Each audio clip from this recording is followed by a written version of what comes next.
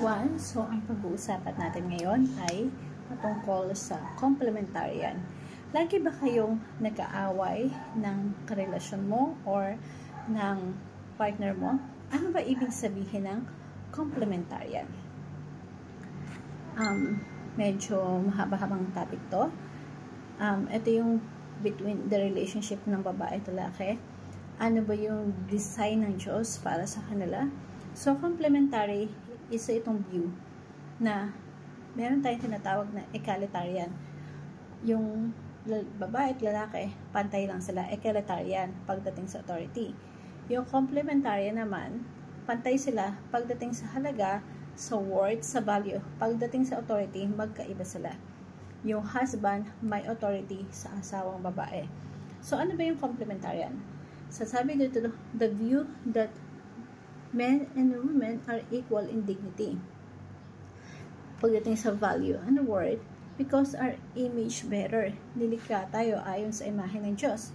Value as worth, bearers of God, but pagdating sa worth and value, pantay. Sa dignity, pantay. Sa halaga. But, have distinct, magkaiba ng roles, magkaiba ng authority, but have distinct complementary rules in the home. So, ibig sabihin sa tahanan, hindi kayo parehas ng rules. Sa church, ganun din. Sa society, ganun din. This view is in order to creations where Adam is created first and Eden is the responsibility in Eden and responsibility of the leadership. So, yung si lalaki yon. Ang babae ang tutulong mag-aasa sa lalaki. So, panahon natin ngayon medyo mahirap. Ito, kasi ang mga tao egalitarian, gusto pantay. Pantay sa authority, pantay sa value. But biblically speaking, complementary talaga. Magkaibaan ang pose ng babae at lalaki. So sabi dito sa Genesis chapter 1, verse 27, God created mankind in His own image, in the image of God, and created of them, men and female, He created them. So ang lalaki-babae, pantay talaga in terms of value. Bakit? Kasi parehas ng image bearer. Hindi lang lalaki ang nilikha according to the image of God. Even babae din. Nilalang ang Diyos ayon sa kanyang larawan na kanyang nilalang at isang lalaki at babae. So parehas na pantay pagdating sa value.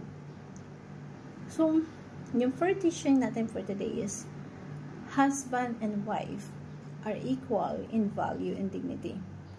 Pag tinignan mo yung asawa mo, image bearer yan ng Diyos. Huwag mong awayin. Pag tinignan mo yung asawa mo, regalo yan ng Diyos. Nag-iisa lang yan na binigay ng Diyos sa'yo. Huwag mong awayin. Pagpahalagahan mo. Mahalin mo.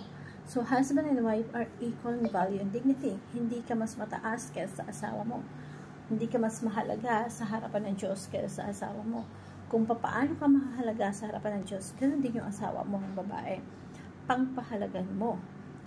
Kaya mas madalas nag-aaway ang mag-asawa kasi hindi pinagpapahalaga ng babae. So, yung iba kasi nasa isang less than worth nasa isip. Mahalaga ang asawa nating babae. Point number 2, husband and wife has designed differently. Although pantay sila, magkaiba sila sa maraming bagay. Ano po yun?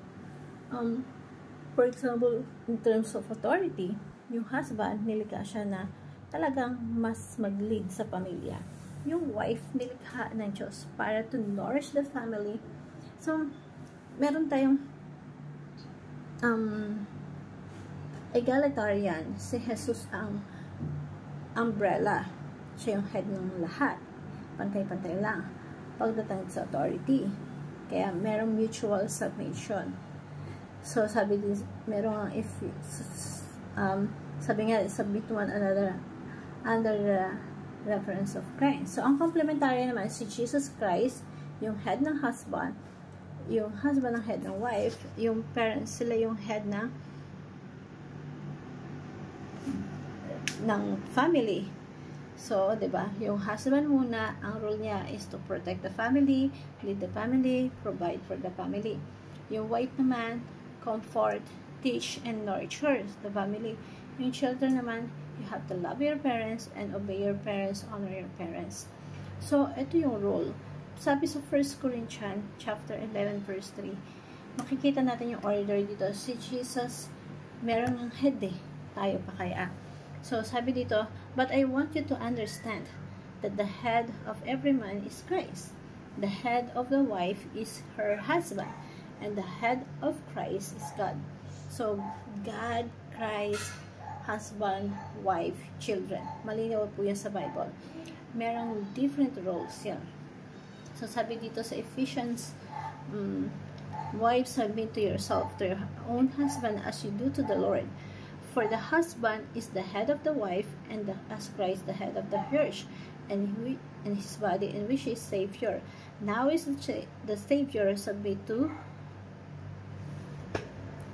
husband. So, sabi dito, medyo anahin natin, nakahanatan na.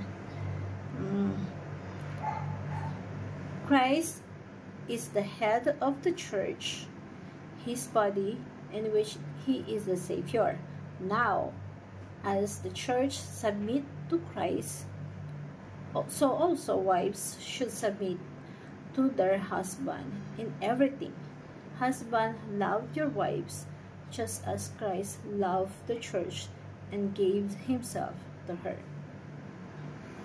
Ano yung role ng wife? Magpasakop sa asawang lalaki. Ano yung role ng asawang lalaki? Mahalin mo ang iyong asawang babae kung paano minahal ng Panginoong Hesukristo na iglesia. Paano minahal ng Panginoong Hesukristo ang iglesia? Namatay siya para sa iglesia. Kaya ganun yung demand ng Bible. We need to love your wife to the point of giving your life for your wife. Ganun kabigat. At yung babae naman, kailangan magpasakop sa asawa kung paano nagpapasakop ang iglesia sa church. Ang iglesia sa Panginoong Hesukristo.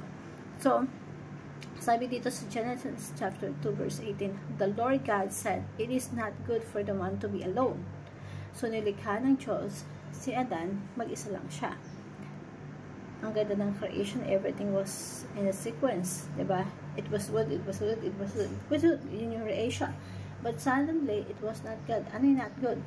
It is not good for the man to be alone. Sabi ng Diyos, I will make a helper suitable for him. So yung Diyos, nilikha si Adan na meron siyang role. Ano yung role niya? I-lead, to take dominion, to lead the creation. Siya yung head, siya yung leader ng creation. But sabi ng Diyos, something missing. May kulang. And gagawa siya ng babae para tulungan yung lalaki sa pinapagawa sa kanya. So, yung babae, complementarian talaga. Ang ginamit ng term, suitable na babagay, to complement. Nilikha ng Diyos ang babae para maging katulong ng lalaki.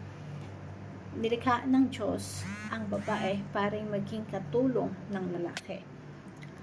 Kaya nag-aaway madalas yung mag-asawa at kasi kalimitan, andun yung asawa hindi na nagtatrabaho, yung babae ang nagtatrabaho.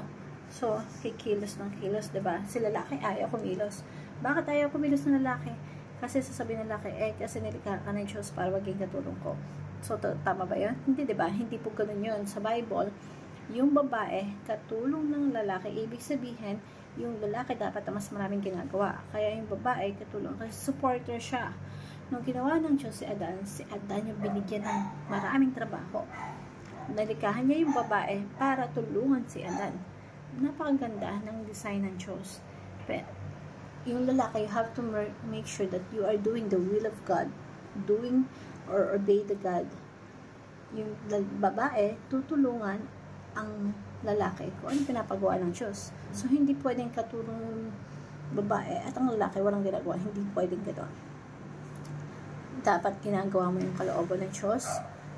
Ginagawa mo yung pinapagawa ng Diyos. So, yung ano natin, husband and wife are designed differently, and husband and wife complement to each other. Nagko-complement ng tutulungan, diba? So, application nito, complete, not complete with your partner. So, complete, not complete with your partner. Commit to love and submit according to the Bible. mag-base